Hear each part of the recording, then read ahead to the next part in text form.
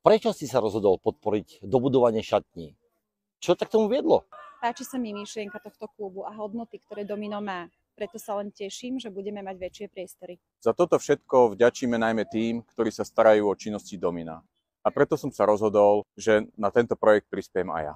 Ja mám 2 synov, ktorí hrajú futbal za Domino a chcem podporiť tento klub aj vybudovanie novej budovy, aby takúto šancu mali aj ďalšie generácie detí. A ja ako dieťa som hral futbal za Salesiánov. To, čo tu Salesiáni vytvárajú pre naše ratolesti, o takýchto podmienkach by sme si nedovolili vtedy ani len snívať. Som im za to vďačný a preto som podporil tento projekt. Ja som sem dal preto peniaze, aby sme sa lepšie cítili a aby sme mali všetci väčší priestor vo šatniach. Ja som Dominu venoval peniaze preto, aby sme mali lepšiu telocvičňu.